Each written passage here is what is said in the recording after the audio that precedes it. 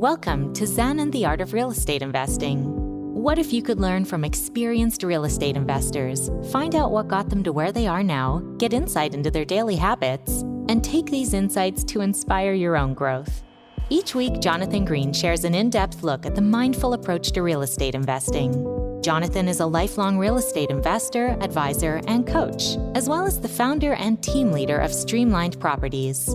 Whether you're looking to start from scratch, get to the next level, or just for a straightforward and honest approach to real estate investing, Jonathan seeks to provide a free mentorship program you can take with you anywhere. Now, here's Jonathan. Welcome back to another episode of Zen and the Art of Real Estate Investing. And this guy I've been waiting for a long time to get on the show. My guest today is Scott Trench, the former CEO of BiggerPockets. He also wrote a book that influenced me, even though I had a lot of experience when I read Set for Life. I think it's a great setup for people trying to get in the game. We talk money, real estate, and generally we're talking about investing in real estate from a position of strength. And Scott's going to tell you how to get there and how he got there right now. This is episode 267 of Zen and the Art of Real Estate Investing with my guest, Scott Trench. Scott is the co-host of the BiggerPockets Money podcast, the author of Set for Life, and a passionate advocate of financial independence.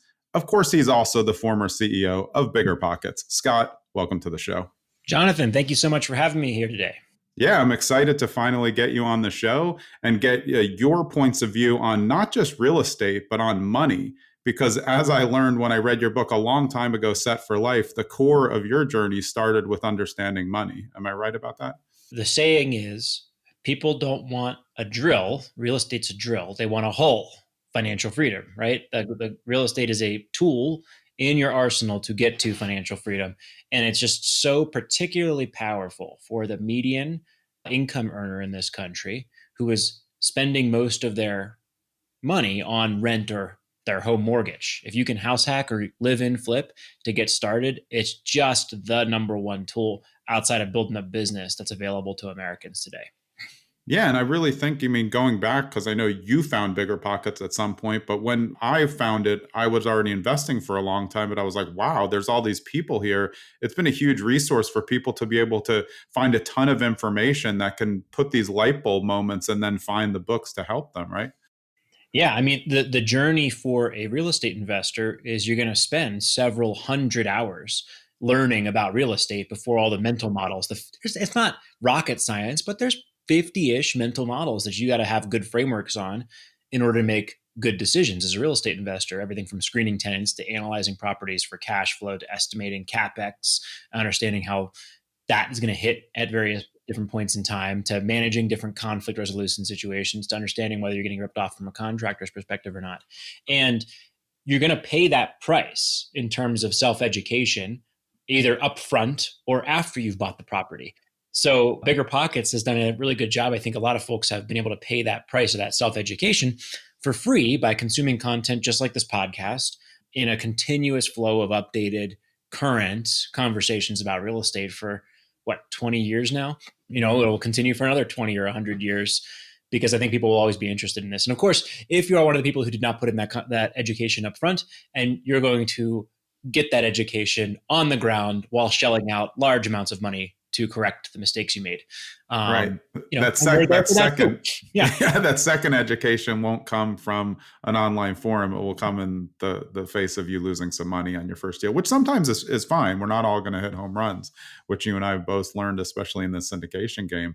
But when we talk financial freedom, because we always know that's what most people are focused on, don't you think what they're really focused on is time freedom, the ability to do what they want when they want, and that the finances is the vehicle to get to time freedom?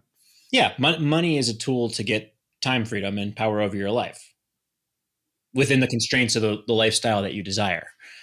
Yeah, but it starts all the way back at the beginning, because when you wrote Set for Life, it documented your journey, and a lot of it was just about smart money saving mechanisms to make sure that you're really building the financial foundation. And that's part of what you're passionate about now, making sure that people have a financial foundation so that then they can then grow it along over time. Yeah, absolutely. The goal was is always will be financial independence, and for the financial position to continue to expand so that more and more optionality and power and control come into my life. And when you're getting started and you're making $50,000 a year, like I was as a financial analyst with limited ability to increase your income outside of work, the most powerful tool was a house hack, was real estate investing. And again, I didn't want real estate specifically. It was just like, let's analyze it like a financial analyst. My biggest expenses are housing, transportation, and food. Yes, I'm going to start packing my lunches and generally control my expenses while I eat out. Yes, I'm going to bike to work when I can and drive my Toyota Corolla economy vehicle. I should have bought a used one, but I bought a new one in 2013. That was Well, it'll my last like mistake. 50 years. Yeah, that was my mistake there, if you will. And then the most obvious thing was, well, I'm shelling out all this money on rent. I'm not going to live under a bridge or in some dilapidated situation. So I'm going to house hack. And so that's where the duplex purchase came in. It was that. And the advantage of buying a duplex or a live-in flip is it's training wheels for real estate investment. So I learned how to screen a tenant, analyze a property as a rental, all those kinds of things when my time was worth $25 an hour and it was not very valuable. Now I've developed that skill set. I easily got the 10,000 hours in discussing or talking about real estate at this point because of the nature of my job as CEO and my personal investments. And so now for life, I can just buy real estate and have better odds of success than the average person. And that will carry on for the next 30 years. Yeah, and it's been interesting because house hacking, that actual term didn't exist when I was younger. But when I've talked to so many investors, as I'm sure you have, they were doing house hacking because it was just a smart financial move. Like you said, they didn't know it was a term. Now everybody, we're telling everyone, hey, you got a house hack, but Ben everyone else Franklin did house it. hacked, this has been around for generations. So the Gen Zers will put a even cooler turn of phrase to describe the. Yeah, exactly. It's going to be something that is even, more accessible and shorter. It's going to become, just an acronym, of course, like a lot of other things. How did you come to that? The first property, were you thinking, hey, financially, this is going to be a smart choice? But I think you made a really good point. This is really the training wheels. You're going to learn how to do landlording. How did you find your first effort at landlording? Because I think that takes a lot of people, takes some more time to figure out, kind of how to do it, especially when the first one is, hey, it's going to be your neighbor. Yeah, I think that trips up a lot of people. And I'm reaching here, right? This is 10 years ago. It's a good question. So I'm going to try to, my memory may flag a little bit, but I bought that property in November 2014, and it was an intentional house hack. I found my agent on BiggerPockets, after a forum post. And I want to say I moved in shortly after close, and probably took me like 3-4 months to find a tenant and fix up the place. That was a mistake. I should have gotten way. I just procrastinated on a couple of those key items that were easy but blockers to getting a tenant in there. But I'm pretty sure I just told them, I'm the owner, I'm the landlord, I live next door, I'm managing the property. And I think that's just the simplest and cleanest way to go about it. And I feel like a lot of people overthink it. They're like, I don't want to let them know or whatever. But like, they're going to figure it out, right? You're going to start off a relationship by not telling the truth. This is easy, right? I mean, this is not like people have to work full-time hard jobs to get ahead. This is not a challenging environment. You say, would you like to rent this place? Here's the condition it's in. Here's the rent. Let's put a lease together. And I feel like you got to be able to confront that. If you can't confront managing a single tenant or a couple of tenants that live in the building with you or next door, life's going to be very hard in a general sense as a real estate investor, and probably as in your career as a manager, for example. You tell somebody you're hiring or you're a client. I mean, I just felt like being straight and straightforward with what I'm doing is the best approach. I mean, I'm going to have a property manager now, but I'm buying a property and I'm telling the tenants in there, I'm the owner. I'm Scott. Nice to meet you. Or I'm the buyer. I'm Scott. I'm nice to meet you. What do you like? What do you don't like? Anything you want us to fix? Those kinds of things. They know me. I'm not hiding behind some curtain. Yeah, no, I think that's really important. Of course, I just learned early because my dad was a landlord and he just introduced me to the tenants. So I was like trying to landlord as a teenager. But I think it's really good advice for people because there are a lot of people, especially as we've seen in the forums, it's actually a popular question, hey, how can I not let my tenant know. But the whole point is, if you want to be a good landlord, you have to be accountable, and you can't be accountable if you're, somehow a mirage of a person when you're living next door and you're hiding from them. This is the way that you learn how to get up to a 10 family later. And like you said, instead of saying, hey, well, just let property management handle it, you're still the owner. And you do have an accountability to not just the property, but the tenants that are living there. Yeah, I was talking to a landlord. Sorry, I was talking to an inspector the other day. This guy inspected my property. And he was talking about how much he hates dealing with properties, for example, that have junkies or drug addicts that live in the property. And I was like, look, I don't have any particular issue with that. Of course, we're not going to allow that situation to continue. But when a junkie is living in a property or a drug addict is living in a property, there's a toolkit to deal with that situation. I had to deal with this in one of my early properties. I got a great deal on that property. It's been the best performer of my portfolio so far.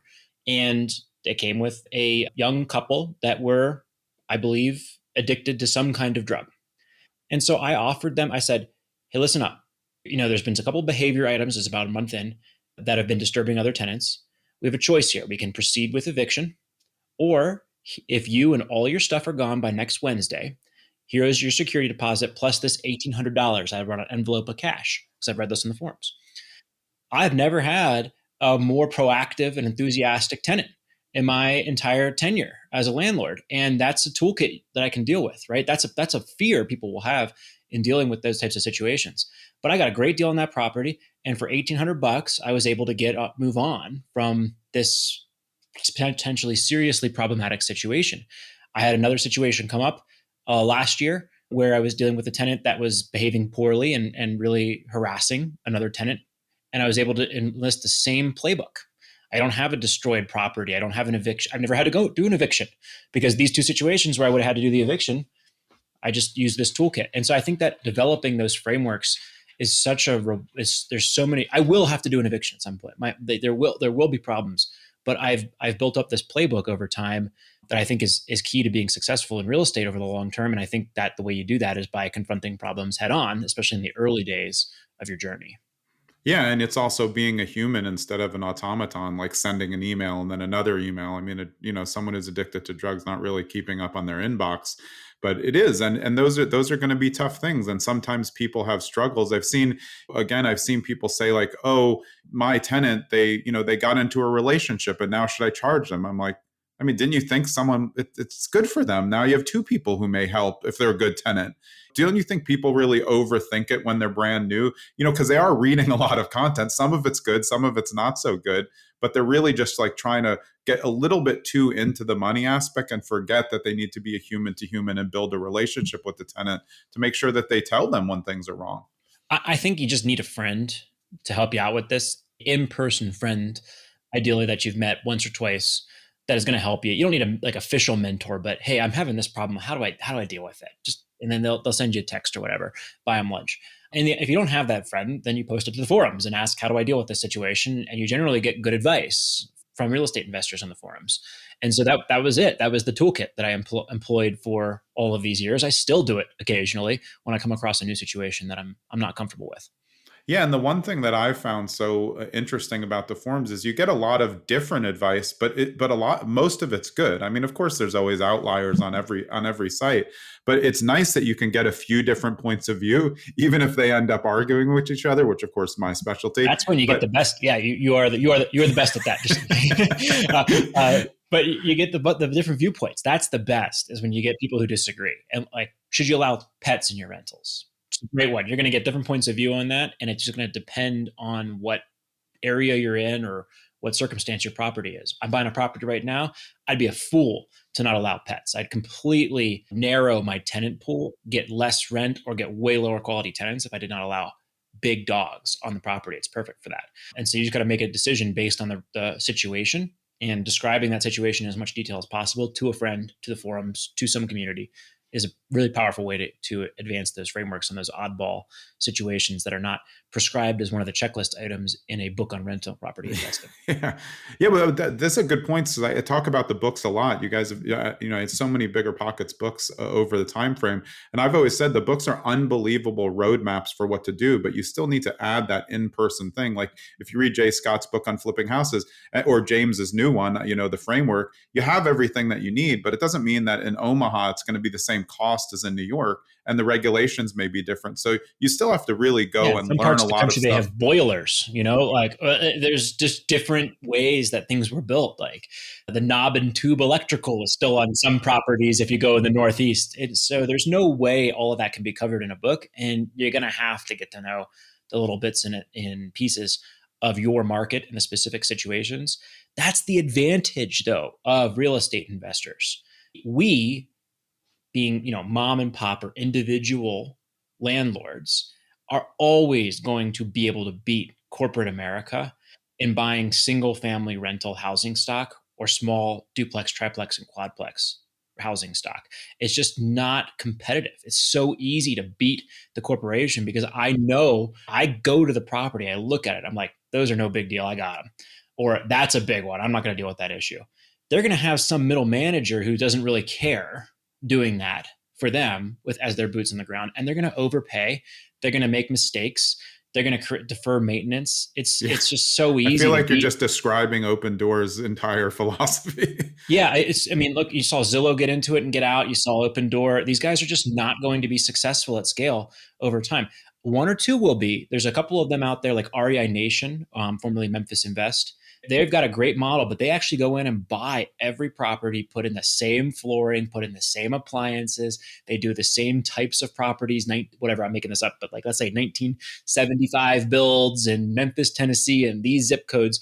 Then you can be successful, but you got to be really intentional about scaling it out. If you're an average, if you're just buying properties randomly, you're gonna get hosed if you don't know what you're doing. And the little guy, the investor, you can take as long as you want. You can finance it for 30 years. You have no investors telling you to juice up returns or juice IRR. You can control when to buy and sell. It's just a phenomenal set of advantages, even though, yes, there are scary problems and challenges you have to talk through. Yeah, and I think that's part of getting the reps and like you said, making sure that you have friends that are there. How did you start to make friends in real estate? I know you were in the forums, obviously eventually you went to work for BiggerPockets, but were you able to find meetups, and how did those change when you started to meet other people who were doing what you were doing in real life, outside of the forums? Yeah, well, the way I met the first people wasn't even with BiggerPockets. I was listening to the BiggerPockets podcast, but I would just go and talk about business relentlessly to anyone and everyone who would listen. And I'd annoy probably 9 out of 10 people. And then there would be one conversation that would get going. And this would happened to be with some guy at the park. And he invited me as a 23-year-old kid to this mastermind with real entrepreneurs. And I was like, well, I'm going to show up at 7:30 and I'm going to be late to work. And I'm going to absorb what I can and take all these guys out to lunch. And one of those guys helped me with the first walkthroughs of the property. And they just did it because I showed up, showed that I was caring and trying my best. And it wasn't like I was paying them or asking them for an unreasonable amount of work. I was just like, hey, would you mind? I have this property. I think it's a good one. Can you walk through it with me? Anytime, whatever. And the guy was like, sure. And he didn't require payment. And I wouldn't expected a large amount of, but he was just like, yeah, this one here, I wouldn't deal with that. Man, if you don't buy this one, I'm going to buy it. And that helped me get over the edge, that one relationship. But you can do this a million ways. You can reach out and ask local agents for coffee. They will accept if you're a serious buyer. They will 100% accept, especially if you have a proof of funds or a pre-approval. They'll be there. Yeah, you can reach out to local investors again on BiggerPockets or various forums. You can attend local meetups, and it's just putting yourself out there, being enthusiastic, and taking serious action. You will eventually find a friend who will help you. I believe. Yeah, absolutely. I think showing up and being professional and asking good questions is really the important part. I know you well enough from the way that you talk and the way that you post things online. They're probably asking really good questions. And I always tell newer investors, don't just ask someone, hey, how do I become a real estate investor? Really have done some due diligence on what you like. It may not be the thing that you decide to do, but when you ask an investor better questions, it immediately is like, oh, that's going to be a better use of my time. Don't you think if you have two people that come to you now with your experience and one says, hey, how do I become a real estate investor? And the other says, I've looked at 5 house hacks. These are the 2 that I really like. I like an uneven setup. Which one's going to be a better use of your time to help in that context? It's scientific method, right? If someone has a hypothesis that I can react to, that's a reasonably a reasonable attempt, that's an exciting conversation. If someone's saying, what do I do? That's not helpful. And I get annoyed or bored quickly with that. That means that person has not tried to do anything. Yeah. Oh, wait. I think again, you just described me in the forums on BiggerPockets. But again, that's the same reaction though, because I feel like I just think I coach or talk to people in a way that they're not comfortable with. But I really do think people, even when you're just going to get a job as a new person, it's like, can you imagine? This has definitely happened. Somebody shows up to interview for a job, and the first question the employer asks is like, "Hey, so what do you know about the company?" And they didn't even look up the company. Like, how are you going to get a job for a company that you don't know anything about? You're trying to impress people. And I feel like you should bring that kind of same like foresight to your first real estate investing meetup, because you'll build relationships quicker that way. Yeah. I mean, you can look at my first forum post ever on BiggerPockets. I've introduced myself. This is May 2014. And I talk about how I'm going to buy 3 properties by the end of the year, which that didn't happen, but I did buy 1. And I say I got a couple of areas where I've been looking at the rents for units, and a couple of areas that I'm highlighting in Denver. One of them was a map. This guy, one of the guys I met in that mastermind, drew a map on a literal napkin or a piece of paper, hand sketched, and said, around. And I remember I held on to that thing for months because I was like, that's it. The path of progress, the areas that are improving are going to appreciate are here, here, and here. I'm going to buy in those areas. And that was it. That started that hypothesis. And I was able to bring that to people. And that allowed me to then refine and improve it. There's no certainties in life. There's only guesses that can get incrementally better probability. And that's what helped me out. And I think I got a lot of help because I was coming in with a reasonable hypothesis. Yeah, and I mean, you're obviously looking around and judging the towns that are on that map to see where's the path of progress, what's going to work. And I think, with the technological advancements that are out there, there are people who are spending a little bit too much time online and not enough back to the old school ways of actually driving for dollars or just driving the neighborhoods to see what those houses look like in the area instead of only relying on data. Yeah. By the way, that mastermind group was also for business. And so everyone had to bring a hypothesis. There's 8 guys. So once every 8 weeks, you bring a hypothesis. And so when it was my turn, I brought in a very deeply baked, I worked on this for a long time, hypothesis for a business for winter tire rentals here in Colorado. And I was going to say, okay, I'm going to buy sets of tires and rent them out to people. And they don't want to store them. So I'll store them for them and get a trailer and all this stuff. These guys ripped it apart. I spent a lot of time. They were like, this is like they were very polite about it, but they were very, very clear of like, think about this. So you're going to buy a set of tires, and the next year, then you're going to get another customer. You're going to buy another set of tires. You're going to spend $400 or $500 for these tires, maybe more. You're going to rent them for $250, right? So you theoretically get your 2-year payback. But then the next year, you're going to get new clients. So you're going to have to pay another $500. So you're going to get a geometrically expanding set of tires, and you're going to outlay tons of cash every year you grow. Until you're able to, it's just not going to, then you're going to store them and they're all different. You're going to have people, it was awesome. Right. And so, but that's the power of a hypothesis. You don't have to bring, that's where I had probably a politer version of Jonathan telling me, how dumb the plan was. And that was helpful. I abandoned that and did not build a winter tire rental business that would have set me back several years. Yeah, but also I'm sure when you were there, you were taking the criticism as, hey, this is all part of the hypothesis. I did not enjoy the criticism, but I was very grateful for it a week later. Yeah, okay. And that is fair. I mean, I think that when you're new, the thing that I worry about is echo chambers. When people come, and of course, we've experienced this in the forum, someone comes, but they only want the answer that they want.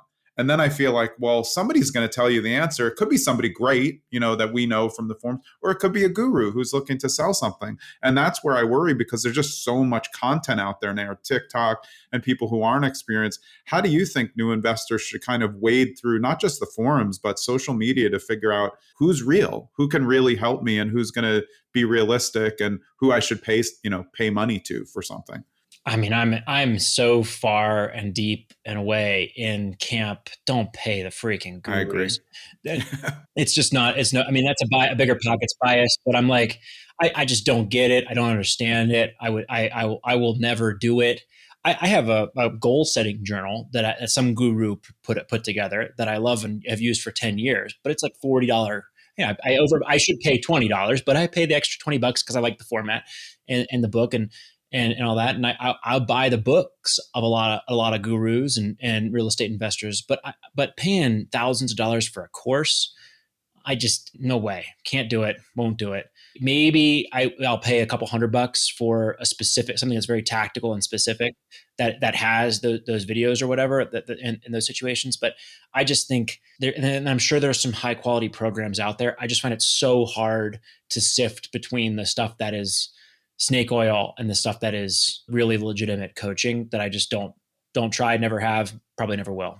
Just because I've been in this so long, when I look at the content that's out there, it's all just recycled. Lots of people have great ideas. There are some coaches and gurus who are great, but not much has really changed. If you want, you can still drive for dollars. You don't need to invest with technology, but you do need to invest in relationships. And that's why you need to get in person. And I think if you just become a human and, like we were saying, go to meetups, bring your book content and podcast content that you've listened to and ask good questions, you're probably not going to need that. And maybe later you can find a mastermind like you did where everybody's on the same page and you're all in it for the same reason. By the way, right? Right. Group of guys meeting. There's no paid component to it. Yeah, but then there's still huge scale out of that too, because everyone's there with the same buy-in, which it's free money, but hey, we're all going to work together to see if we can help each other in business. Yeah, what do you think new investors are struggling with now the most, outside of the high rates? Because a lot of us are always saying, like, you should always be looking, but there's a lot of people scared off by the high rates, especially if they're trying to get into this FIRE movement and retire early, but they don't know how to get in. I think you're asking me aside from the high rates, that's the problem is cash flow. You cannot. 5 years ago, you could buy a property at max leverage, putting 25% down with a 30-year conventional mortgage, and there's a spread between the cap rate and the interest rate. You can get much more cash flow than the payment on the mortgage, much more rent than the payment on the mortgage, and then have some left over for covering maintenance, capex, vacancy, utilities, the works. And now you can't do that in most markets around the country. And so I would say you couldn't do that in most markets around the country. I think what's happening now, though, is if you actually look at the multifamily, the small multifamily that is listed for sale, or the stuff that's recently expired around the market and going under contract, I think that's beginning to change. Certainly here in Denver, I'm more active than I've ever been in buying real estate right now. I think it's in terms of the amount of rent and amount of net operating income you can get relative to the purchase price of rental properties. This is the best environment I've ever seen.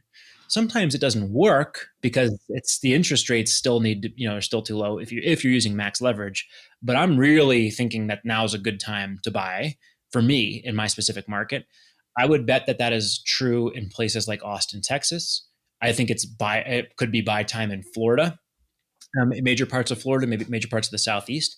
It may not be changing, and I don't know these markets that well, but I'm hypothesizing this based on what the loose bits I have from the macro. It may not be quite as easy to buy or as much of a buyer's market in places like Chicago or Boston or parts of California right now.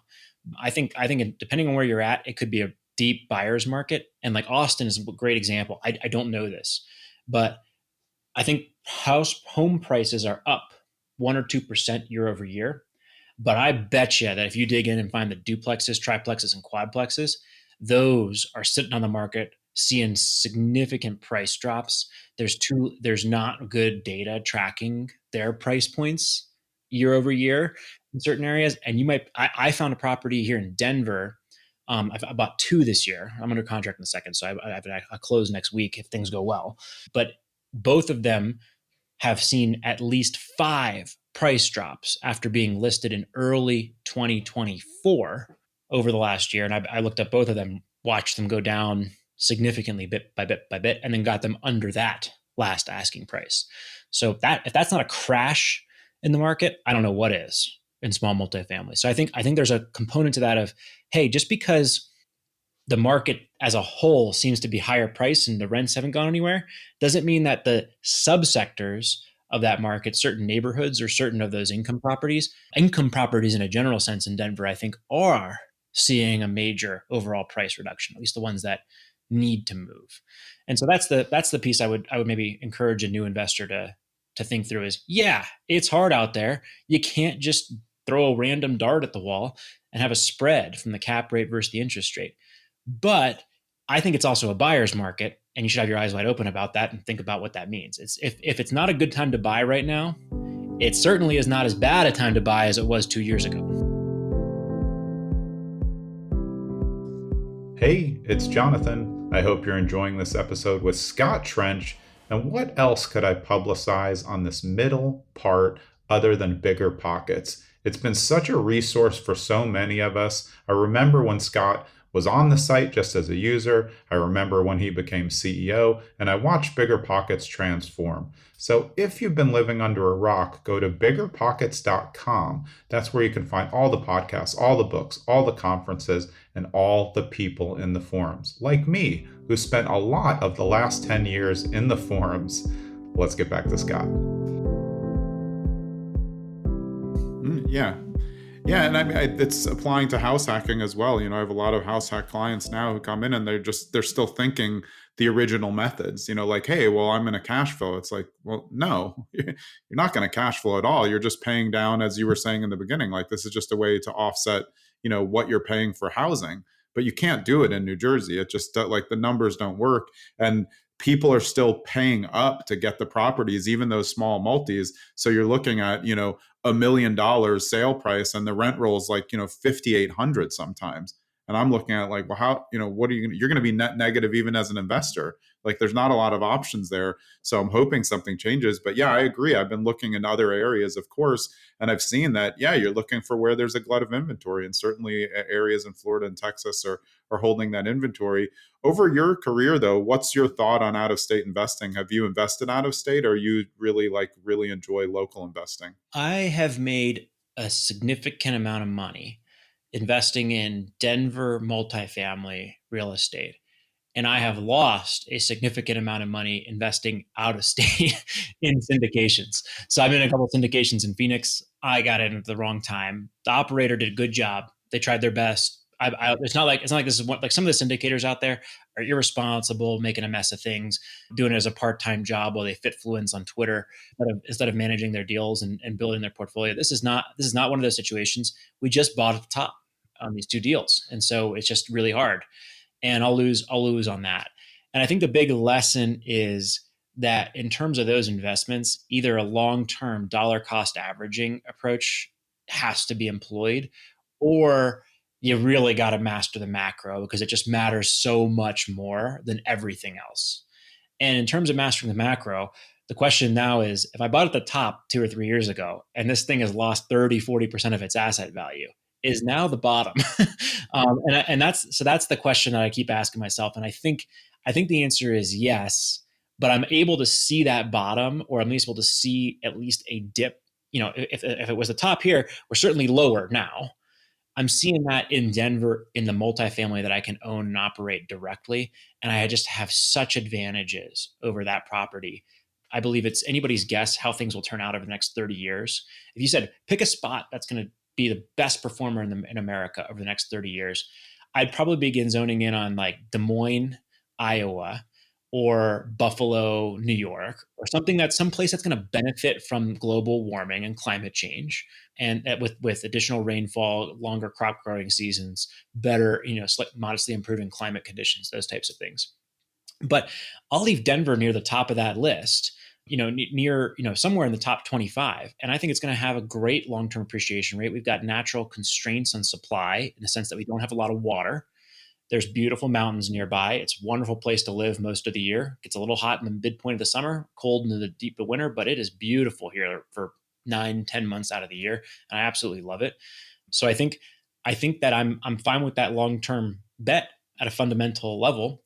And I can manage my contractors. I can see these properties. If push comes to shove, I can take over property management directly. I can drive past the properties.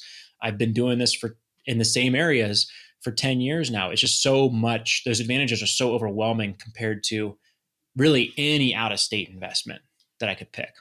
Yeah. Yeah. And you also highlighted when you were speaking about the difference between that passive investment and active, because if you wanted to, you could just sell one of the Denver multifamilies. But when you're invested as a passive investor, an LP in a syndication, you're just along for the ride. It's illiquid. There's nothing that you can do, and you bet on the jockey and hope for the best. One of the benefits, though, of a syndication that I will say is you can get a lot more upside, right? The way I'm buying these properties, I'm not going to experience a phenomenal home run in any given year.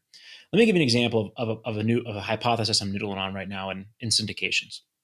I believe that the office market has been absolutely crushed, and that now is, if not the bottom, a deep, deep devastation for office environment in metropolises like Denver, for example. I think Denver is actually in one of the hardest hit office situations in the country. And I believe that COVID was a big shakeup where a lot of people got these remote jobs, but now people are hiring in person for the most part. That's starting to change in a big way, and I think that trend will continue. So office buildings are selling for 30, 40% of their purchase price from 5, 10, 15 years ago in many cases. And you look at these things in certain areas around Denver, and you're like, either that entire area atrophies, dies away, and tumbleweeds begin flying, filling up the parking lot instead of cars, or it's going to rebound. And I can't take that risk as an individual investor and buy a $5 million office building or $15 million office complex and just wait and try to put those things. But I talked to a guy. He bought one of these buildings, 13. I think it was like, I don't know, somewhere in that 10 to $15 million range, and it was like 70% occupied, and it was at a 14 cap. And the seller financed it for 5 years at starting at 5% and gradually and bumping up to 7% interest. And you're like, okay, look, he could lose. There might be a big CapEx item in here. He budgeted for CapEx. But I think the odds are that that's a good bet that building is in 5, 7, 10 years filled up at 95% occupancy and trades at a 6, 7, 8 cap. And he's able, like, that's a really incredible opportunity. That's a good use case for a syndication investment. So I may do that in the future with some portion of my money. I won't do it with my kid's college fund or money I'm counting on. But if you're thinking about the risk adjusted returns across a portfolio, that's a really good use case for one of these syndication bets. Yeah. Yeah. I like that idea a lot also because I agree that I don't think that offices are all dead. I think there's a lot of dead office space, but also there's a lot that people forget that some of the owners of these buildings aren't doing as bad as it seems when there's no cars there. It's that the companies that have rented the properties or can't get their people back into the office. So they could be fully leased, at 90%. And there could be no cars there now with And all the that's your remote risk, work. right? That's your risk, is that those leases expire and you can't get new people back in, right? So that's how you can lose. And that's why I can't do that. Like I if I was sure, I'd sell my duplexes and put them all in there and get that 4 or 5x return over 5, 6, 7 years. But I just, there's that risk that people don't come back and you can't get these new tenants to pay market rents in those properties. And that's why the syndication is a good tool in some situations, I think. Yeah, but that philosophy on retail is why I like what I call Main Street mixed use, just because I feel like Main Street got kind of devastated during COVID. But how cool is it to have an asset where you have commercial and residential in the same asset, just as like a brand new investor? And I think people forget that you can use an FHA or an owner occupied if the residential is 51% of the square footage. That's kind of like an interesting quasi house hack there if you can do it. I know a couple of people who've done it. And then you have like a mini version of what you're talking about. And you have a retail space that, hey, if you want to open a business or you want to give the opportunity of someone local to open a business, you can. Yeah, I had never considered that as one of my options ever. So I think that if I had heard that, then that would absolutely be part of the search I'd be having for that first house hack or next investment. It's a great idea. That's never occurred to me to look at that. Well, my dad dragged me to every type of property growing up. I had access to everything, industrial, commercial. Like there was nothing that we didn't look at because he was just like loved to look at stuff. I wanted to get your take on the FIRE movement because we were talking on probably on social about this. What's your overall take? Because I know you're passionate about helping people retire early. And I've always said I'd be bored in retirement, but I think we're kind of saying the same thing. So tell me what your view overall is on the FIRE movement and then what you want to help people do. I think that the achieving financial independence and early retirement, it ought to be most people's goal. Frankly, I think that a lot of people say they'll be bored in retirement or whatever, or they love their job, but your job can change in a heartbeat, right? You can get a new boss, somebody could buy the company, some client could come in and make life miserable. These things change. And I do not really love the argument, and I kind of dismiss it, frankly, for people who like, oh, I love what I do. I could never imagine retiring. It's the option to do whatever you want. Like I think my LinkedIn title is now officially semi-retired podcast co-host, right? But like, I'm not gonna like sit back all day and just chill and play video games. I might do that some days. I have that option. Probably with the option, I will take most of my time and try to figure out better ways to help more people retire early. And I'll just be doing that full time, and I'll be making money doing that. But that's a choice, that's an option, and that still counts as, I think, retirement. There's an early retirement police out there who say you can't earn any money whatsoever after you retire early. We polled the BiggerPockets community. 75% of them say that they definitely 30, I think it's like 35-ish, and another 35, 40%, or maybe will start a business after they retire. That's the deal. I think it's just a phrasing item here. People don't actually just sit back in their 30s and never earn another dollar. It's just doing whatever you want. And you fight for that freedom really hard because someday you're going to want it. Yeah. Yeah. And that goes to the time freedom principle. But that's a really good explanation. It's like the things that get me nervous are 23-year-olds saying, hey, I want to be in fire by 25. It's like, but you literally just graduated from college. You've never even had a real job. Like, how are you retiring early without I love crypto? that. I love that. Those people, that's my favorite type of individual, is this 23-year-old who wants to retire at 25, 26, 27. That's the kind of person. I mean, those people they have a fire lit under them. I guess that was an accidental pun, but they're going to go bust it. They're going to accumulate wealth, and they're going to wake up at 25, 27 with a skill set that can command a lot of money or a big pile of assets under them. And then they're going to go start a business or change the world. I mean, there's a cruel reality here in human life where your potential is biggest at that point in time, and it slowly fades as you approach traditional retirement age or your 60s, 70s, or 80s. And the faster and earlier these young kids can get to a position of financial independence, if they can do it themselves in particular, everyone has their advantages, but if they can save their own money, regardless of their start, and deploy it through good habits, discipline, frugality, house hacking, learning these toolkits, those are the people, man, that are going to have massive impacts on society. Like Mark Cuban, for example, would fit that mold perfectly. In the way He's relentless. And I think I think it goes to whether you're looking for a hack or whether you want to be a relentless worker.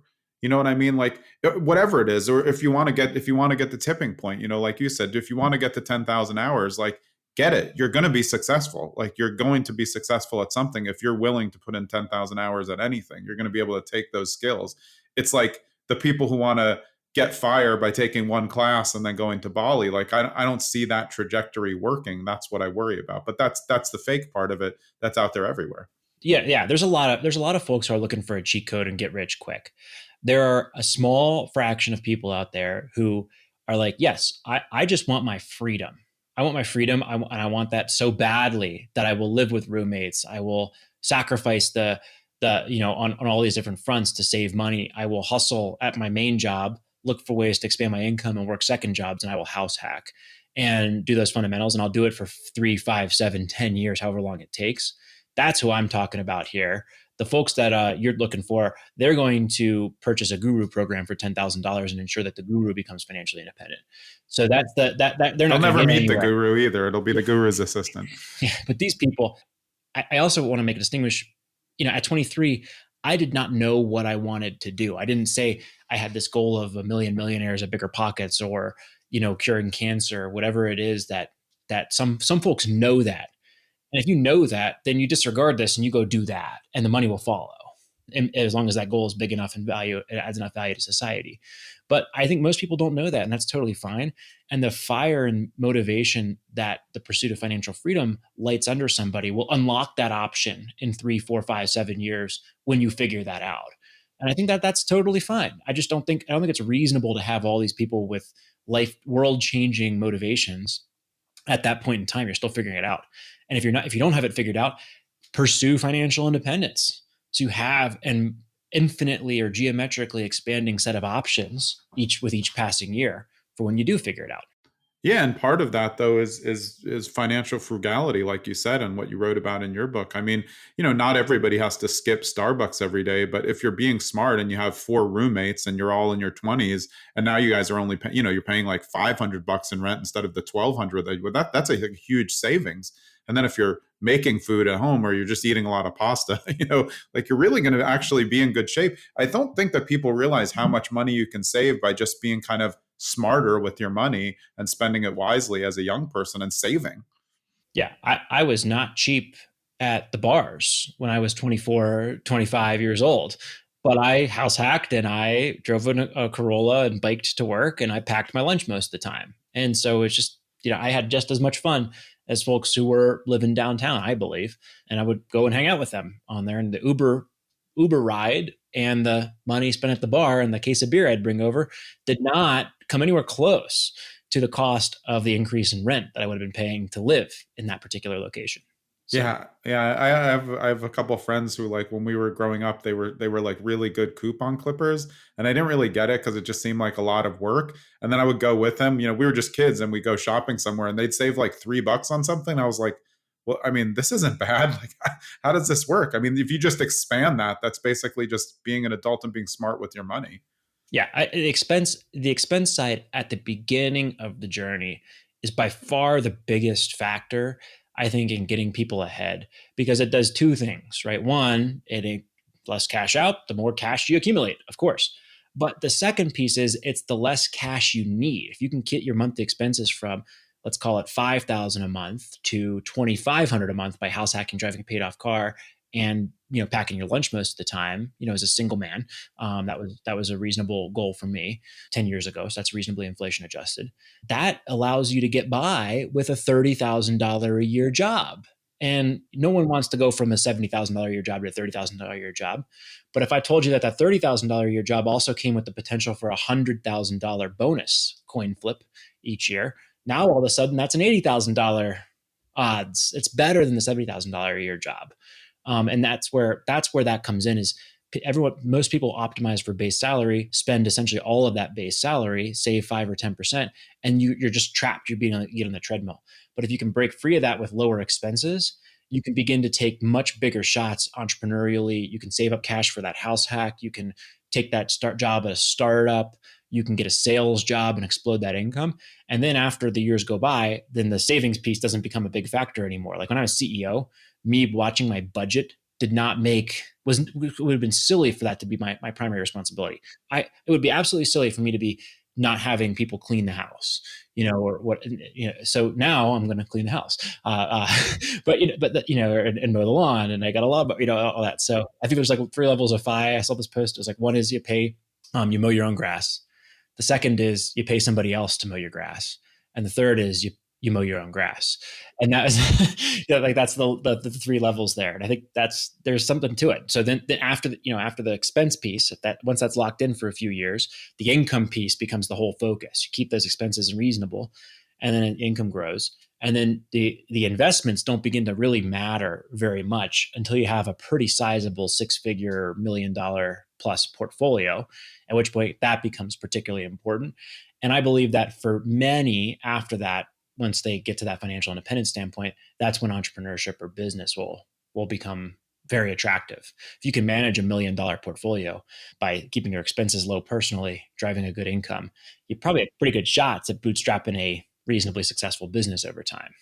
Yeah, and to your point, the difference between that $30,000 job and $70,000 job can give you more time. Maybe the $30,000 job requires 28 hours a week instead of 50. And then in those extra 22 hours, you're going to real estate investor meetups, you're getting some reps looking at properties, you're taking people out that are in the entrepreneur community, you're learning more, because everybody now with AI, you're going to need to have other opportunities and figure out, hey, what's AI not going to be better than me at?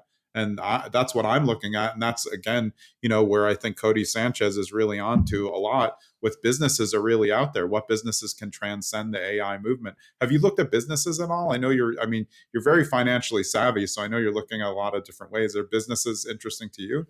If I was starting over today, and remember, I joined that mastermind, I was thinking about these types of businesses at that time.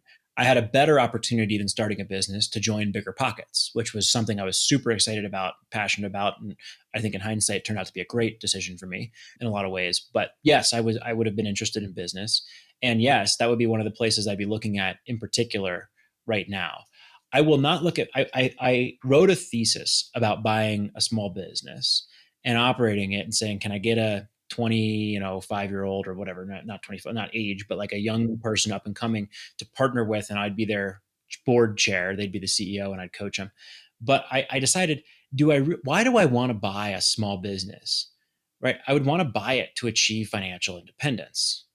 That would be a great move. I'd certainly do that if I was starting over. But it doesn't make any sense for me to buy an HVAC business and deal with all the hot and cold. See what I did there in that industry, or a garage door business and deal with all the ups and downs of small business ownership. See again, I can't resist. At this point in my life, I'm going to do something that I'm actually interested and passionate about as a business, or not do it. So that's kind of where I'm at personally with it. But I would absolutely say that that's a good means to an end. I don't think most people set out and say, my goal is to repair furnaces for the next 25 years or build a business doing that. But the goal is financial independence, and you're working a job at a corporation that you don't love. That's a better bet. Yeah, if you can excel at being a plumber or an HVAC or something in the trades right now, like, you're going to be rich.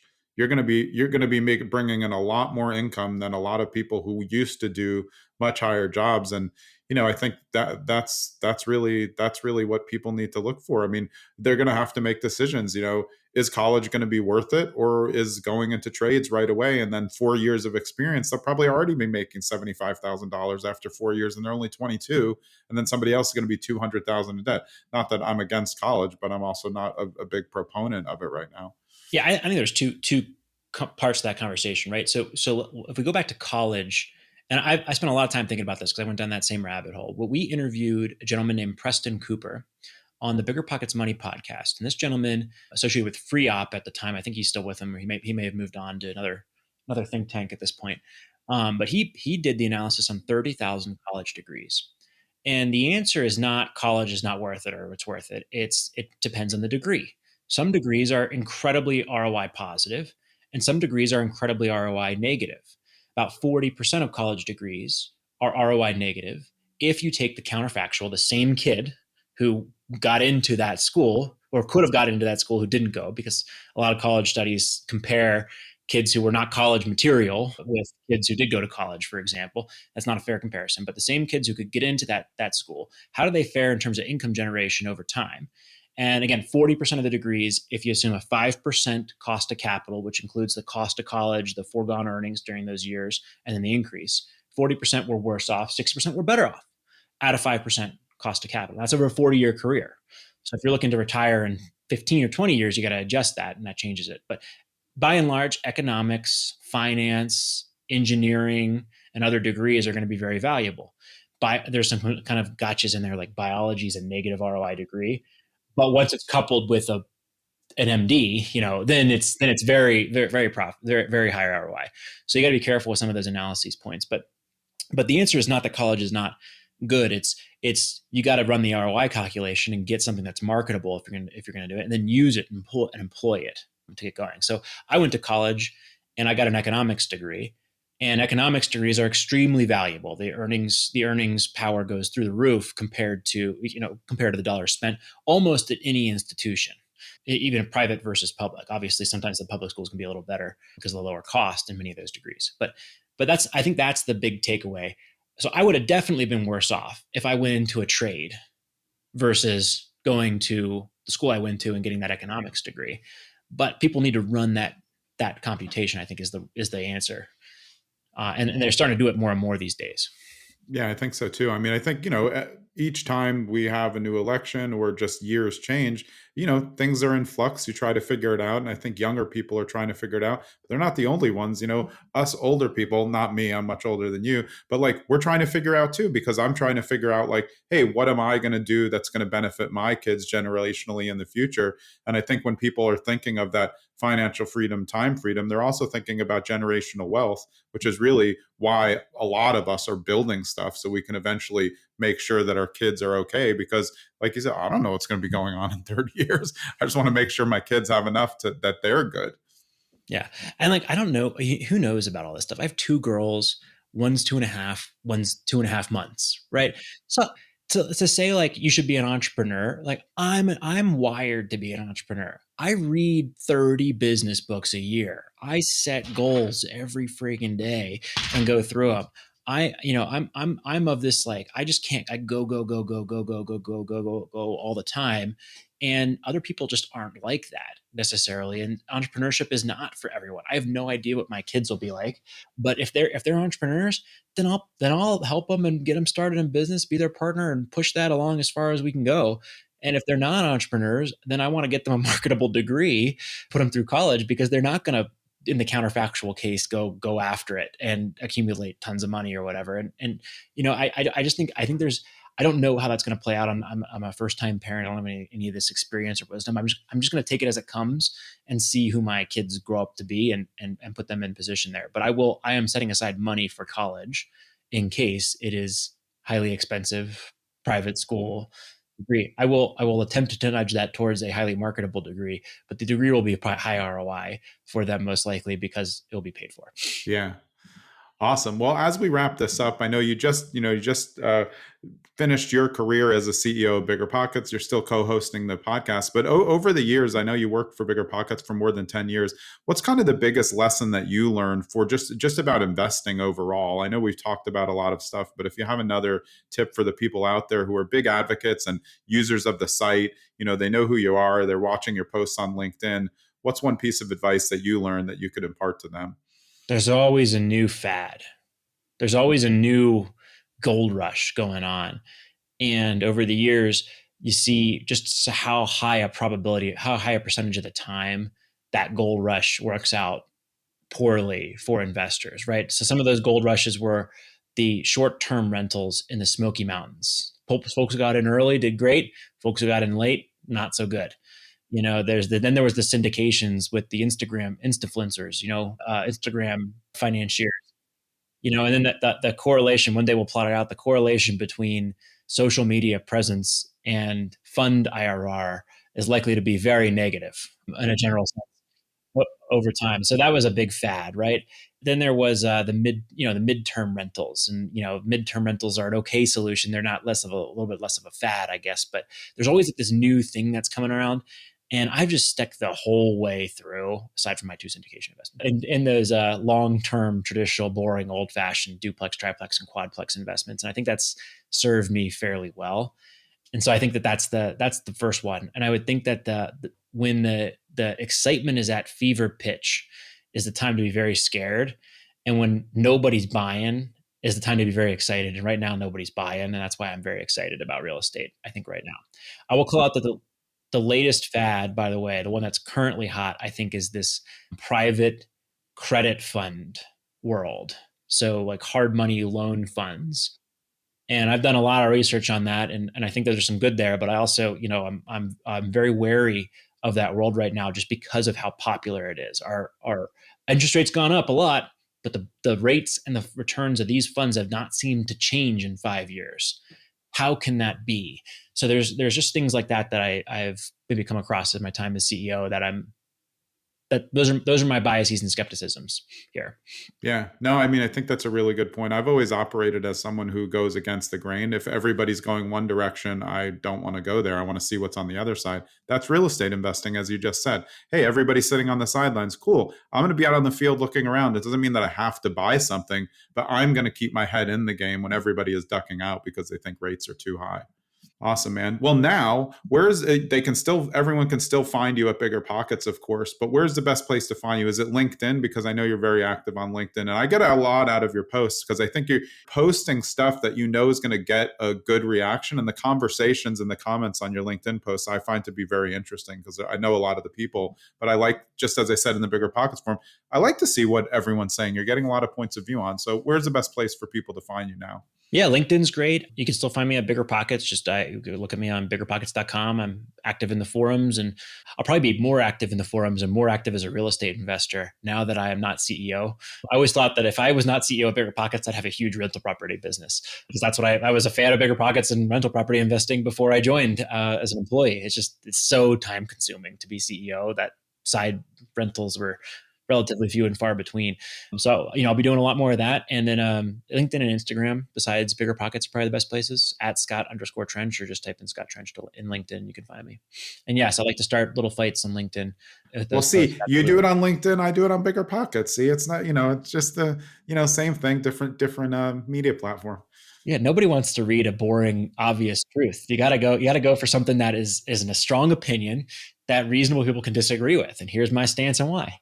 Yeah. But I think dialogue is what we need more in all aspects right now. Like, just people willing to have a good dialogue without actually yelling at each other. Hey, let's hear all the sides, because in investing and in financial, you really want to hear other people's, like, what worked for them, what might work for you. It gives you just a wider scope to make a better decision, and then meet people, like you said, in real life to corroborate it. Absolutely. Well, I've always enjoyed your stuff. Before I announced that I was stepping down, I made sure to give you a call as a thank you for all of the major value that you've contributed to BiggerPockets over the years. Look forward to doing it alongside you now as still a big member of BiggerPockets, but as a more of a fellow contributor, I guess. Yeah. We'll look forward to it too. Yeah, I really appreciate it. Thanks for spending the time, and I'm glad I finally got you on the podcast. Thanks, Jonathan. Great to be here. And thanks for everything again. Yeah, absolutely. All right. That was Scott Trench. Remember, he's the semi-retired co-host of BiggerPockets Money podcast. You may find him more in the BiggerPockets forum. You can still get his book, Set for Life, which is a great book. I'm Jonathan Green. We'll see you next episode.